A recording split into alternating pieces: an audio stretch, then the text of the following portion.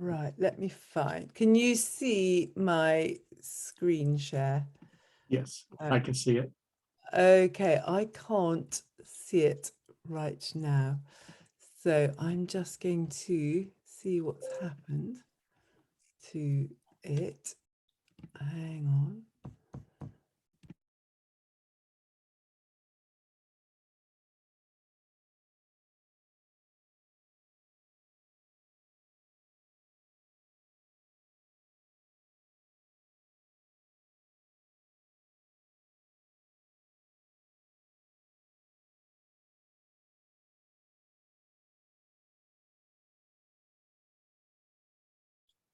You're on mute right now.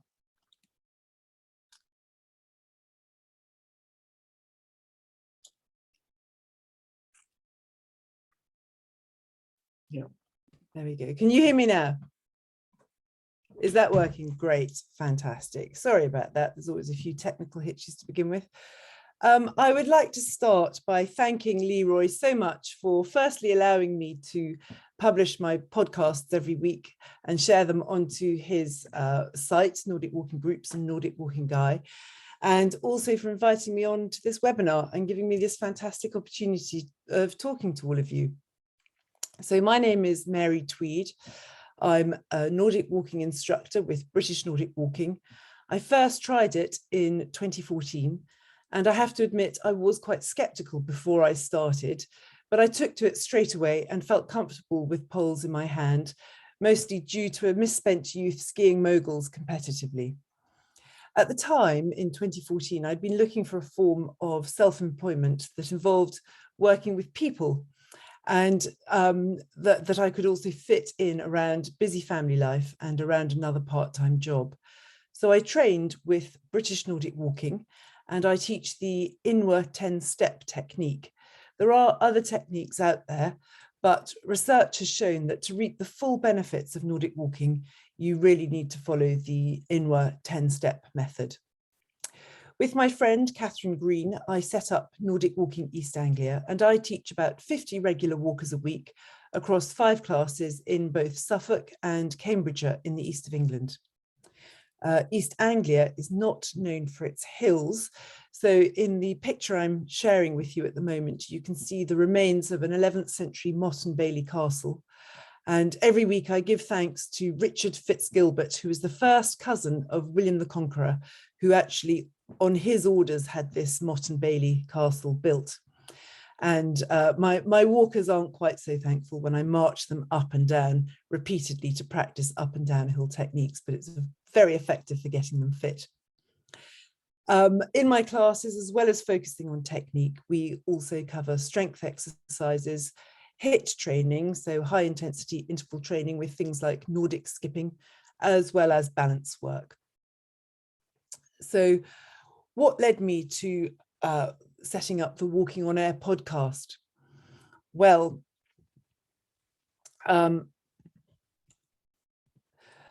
first of all, I was very frustrated by lockdown, as a lot of people were. So that's when I began to publish my podcast, which is called Walking on Air. I started in March 2021. I'd actually been thinking about it for quite a while, but there had been several barriers in my way, which I'll talk about later on. I'm a really keen listener to podcasts myself, and I kept thinking I wanted to listen to one on Nordic walking, and I couldn't find one. So then that made me think, well, maybe I needed to set one up. The silver lining of the pandemic meant that I became familiar with Zoom, and I realized that I could actually produce a podcast from my kitchen table. The second thing that nudged me into setting up the podcast was that I had been invited to talk about backwards walking on a live UK radio show last January.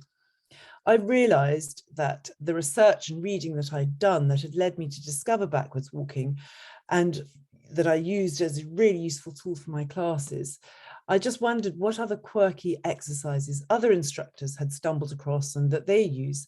And it would be really useful to share some of those ideas with each other. So to this date, I have recorded 34 episodes, and I've just had over 7,000 downloads in all of the podcast. I'm just going to very briefly tell you a little bit about backwards walking and the benefits, because I mentioned it. So the moment you ask people to start walking backwards, they immediately change their posture and they start leading with their shoulder blades.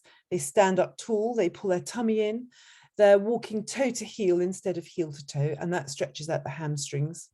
Because you can't see the direction you're going in, other senses take over, especially the hearing, but also the sense of touch. And you really have to feel what you're walking on and the surface you're walking on. So I tell my walkers to see with their feet. You can't actually plant the poles at the same time, but it turns it into a very mindful form of exercise, and it's very calming. So today, Leroy's asked me to come onto this webinar to talk about what I've learned from the Walking on Air podcast. And I can split this into two groups, really. Firstly, there are the concrete facts that I've learned from the podcast. And at this point, I'd like to thank all the amazing speakers who have very kindly given up their time and come onto the podcast to share their expertise and knowledge. I have learned so much from them. Things such as Karen Ingram's little mantra of motion is lotion, and Nikki Sproson, who said, think of the path to come, think of the path you've done, not the path to come, which is a really encouraging thing to think about when facing a long trek. I've also used quite a lot of ideas that people have suggested, such as Sarah Walters on the Mindful episode said that she occasionally gets walkers to do the technique really badly and notice how it feels in their body and then repeat it, doing the technique correctly. And so that you can actually feel a physical difference when you're doing the technique properly. And that's been a great technique to use when teaching, and it really strikes home a chord with people, and they really seem to understand what I'm talking about then. But more importantly, I would say that there are nebulous insights that I've gained from the podcast about behavior change, and particularly about the barriers that we all naturally put up when we are thinking about changing behavior. So for me, in my case, it was the barriers I was putting up when I thought about trying to start a podcast. But these barriers can be applied to all sorts of aspects of life.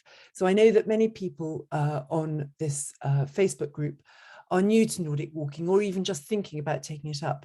And so although I'll talk specifically about what I've learned from setting up the podcast, I hope that you can extrapolate wider lessons that can be applied to other goals that you may have in your life, whether that's losing weight, starting a new fitness regime, going for a new promotion at work, whatever it may be, or a career change. It could be anything. So the first barrier for me was imposter syndrome. And this is something that I suffer from in a big way. When I thought about setting up the podcast, there was a little voice in my head that kept asking, who are you to set up a podcast? How could you possibly know enough to do this? So I took a deep breath and I considered the qualities needed for someone to host a podcast about Nordic walking. And I thought there were two things that they needed. Firstly, they needed a background in recording and editing podcasts. And secondly, they needed a thorough knowledge of Nordic walking, and particularly a good understanding of the benefits that using the correct technique can bring. Well, many years ago, I used to record and edit shipping market reports and turn them into podcasts for my husband's business. They were pretty dry, but I learned a lot in the actual editing process. And so I knew the technical side of how to produce a podcast. And then secondly, I had been teaching Nordic walking myself for 7 years by the beginning of this year. So I thought, well, maybe that person could be me. Maybe I should have a go. So the second barrier for me was stepping out of the comfort zone. So I've always actually quite enjoyed stepping out of the comfort zone, but in a very tentative, controlled manner. The way I like to visualize my comfort zone is as a circle, and I like to keep one foot very safely planted inside whilst reaching out with my other foot a short distance. In this way, I've managed to expand my comfort zone over the years and push myself to take on new challenges. However, setting up the podcast did not feel like I had one foot still in the comfort zone. It felt like jumping miles outside with both feet. It was absolutely terrifying. I think this was because until now, I'd always taught Nordic walking to people whose knowledge of Nordic walking was entirely derived from what I had taught them.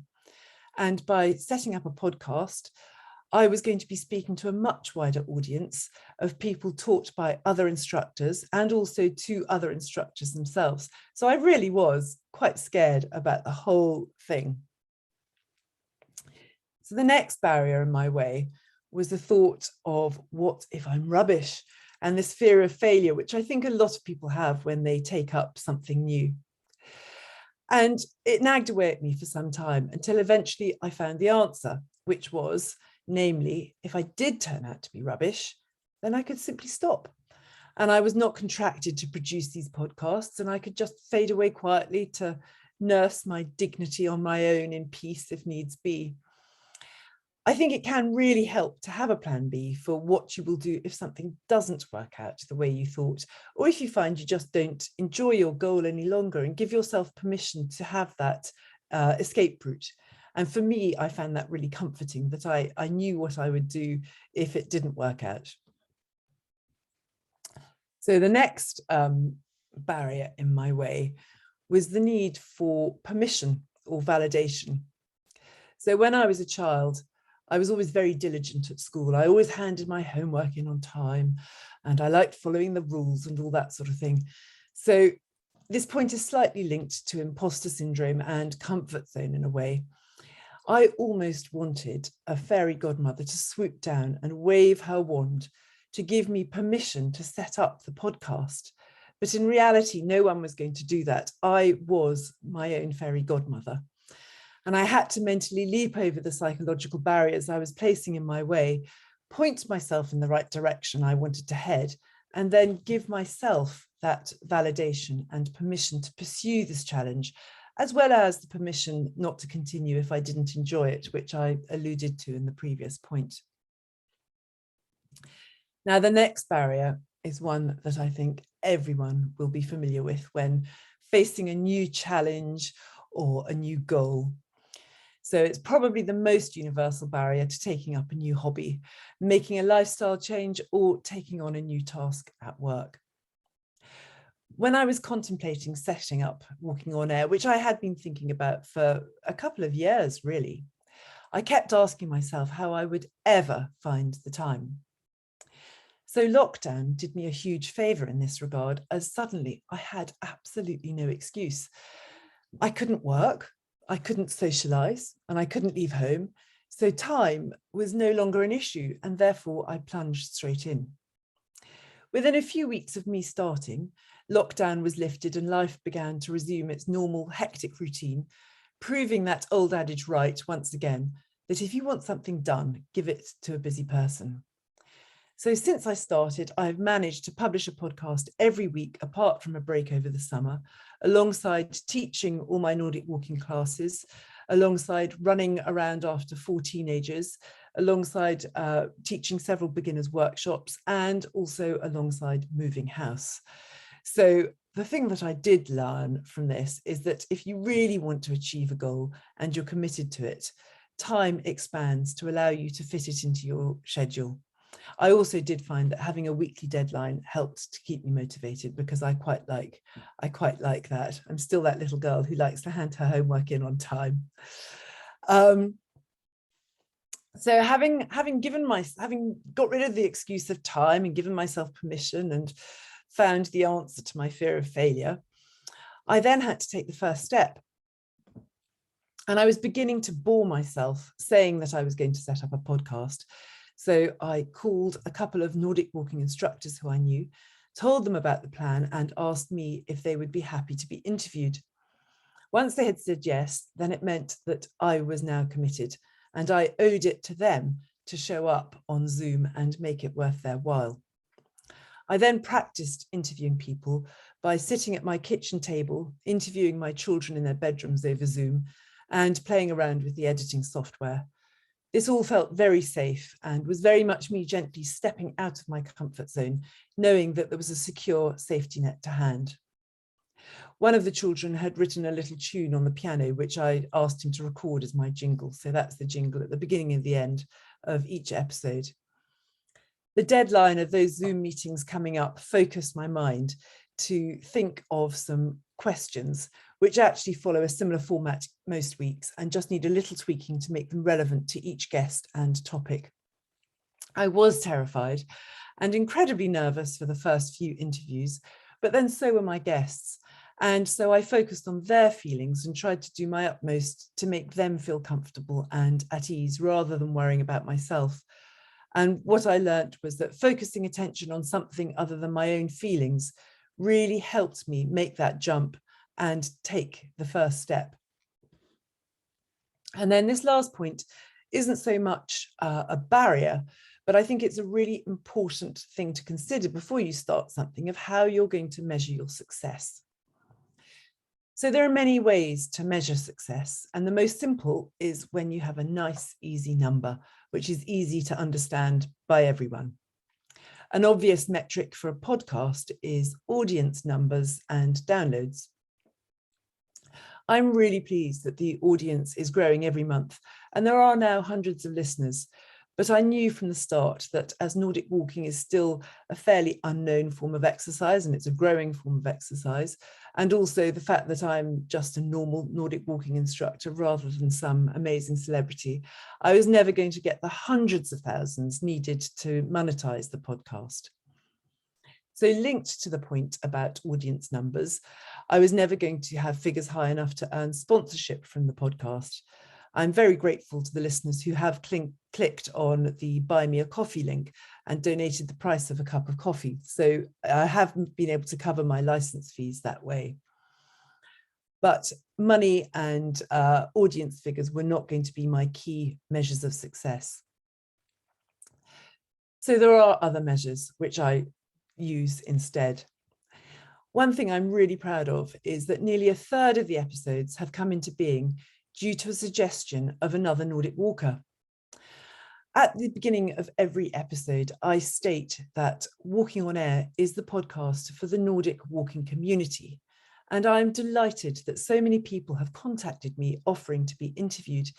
And this for me shows that Walking on Air really is seen as a vehicle for the whole community and a means by which individuals can spread their message or get their story out. Another measure for me has been the feedback, which has been amazing. And I've been really touched by the encouragement and support from the community, as well as very moved by some of the stories that people have shared with me. Another measure of success is the opportunities that it has given me. I recently spoke at the British Nordic Walking, the British Nordic Walking Association's annual convention. And now I find myself talking to all of you today. These are doors that would never have been open to me if I hadn't put my head above the parapet and taken on this challenge. So the final measure of success, which I use regularly in my own classes, when people are worried when we're walking and they're worried about whether they can cover a certain distance in a certain time, I remind people to reset their measures away from just a single figure. And I tell them, instead of thinking about time, ask yourself, have you enjoyed the walk? Have you noticed the sights around you? And finally, have you had a meaningful conversation? So if I apply those measures to my podcast, and these measures are things that you can apply to any goal you take on, then I can say with certainty that I have thoroughly enjoyed the experience. I really have noticed the conversations that have been sparked online and on social media by Walking on Air. Each week, every episode generates a whole load of debate and conversation. And finally, I have definitely engaged in some really fascinating conversations. So thank you very much, Leroy, for inviting me on today. And I have really enjoyed talking to you.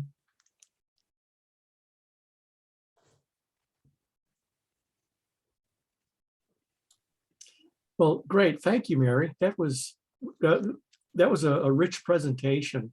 And hopefully, once we get it loaded up on YouTube, we're going to get a lot more people learning from it. Does anybody have any questions for Mary?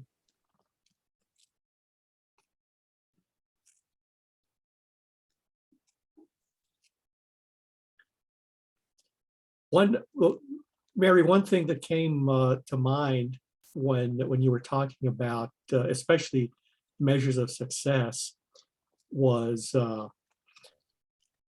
when you talk about the measures of success, it sounded like you switched your priority from outcomes and results more to the process. And here in Alabama, the process is a popular term because we're crazy about sports, and one of the sports coaches here, that's his mantra. So what are some things you would say contributed to you, besides what you discussed, to you shifting your focus from results to process? I think that is something that has come about in my time as an instructor, actually. It's taught me that not just to focus on the end result, whether that's a destination when you're taking people for a walk, whether that's a distance that you're trying to complete. I take part quite regularly in an annual 18-mile Nordic walk. I've learned that it's really important to enjoy the journey and make the most of it and see the silver linings along the way if you face difficulty. But I really think it's important in life in general and in Nordic walking to enjoy it minute by minute rather than just focusing on the final outcome. Because if you are purely focused on losing a certain amount of weight, being able to complete a distance in a certain amount of time, actually you're not going to stick with it because it's quite disheartening. Those things take a lot of time to achieve. So if you can enjoy the process, I really like that, then you're going to be much more successful. And I think that's a really key take-home message that we can all learn from. Right. We have a question from James. What is your top tip for Nordic walking in the festive period? Oh, I think you've got to grab your poles whenever you have a spare few minutes, especially over the festive period when we're all rather tempted to eat quite a lot more mince pies than usual and more food than usual, and actually get out with your family and friends. Go for a walk and chat, because actually we can all spend far too much time, especially here in the UK where it's quite cold and miserable at this time of the year. We haven't got beautiful snowy fields. We're surrounded by mud at the moment. But actually, if you can get outside, out of a stuffy home, and just have half an hour in the fresh air, really pushing through those poles, really feeling that you've had a full body workout, which the poles will give you, then you're going to feel so much better, especially if you've done that with friends and family. Great. Well, thank you.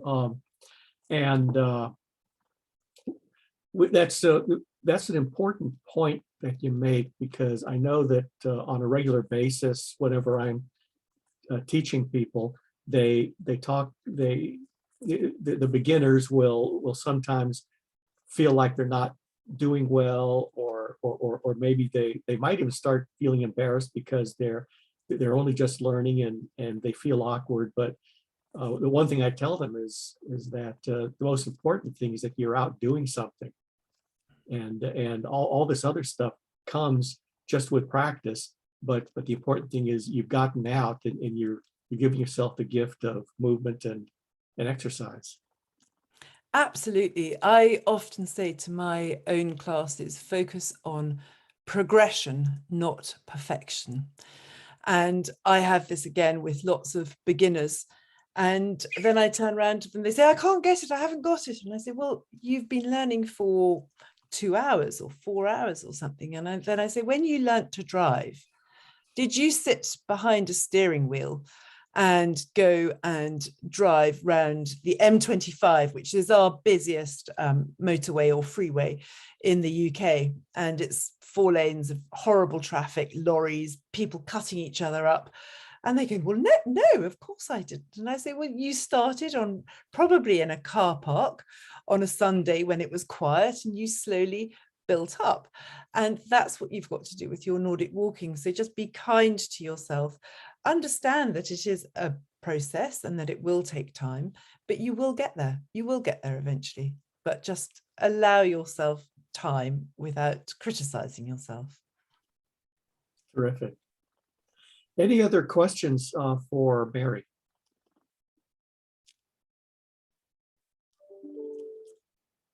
Well, excellent. Well, thank you for taking time, Mary, and thank you all for taking some time out of your days to be part of this webinar. And we look forward to January as well when Barb Gormley comes on. So what we'll do is look forward to taking these lessons that Mary gave us and just apply them, and then Barb will help us operationalize them next year. These webinars, we'll try to do a couple of them every year with people from our Facebook group, and try to learn, and especially for those who are in a beginner status, we hope this is of a service to you. Thank you again, and we hope you have a wonderful holiday over the next several weeks, and we'll see you next year.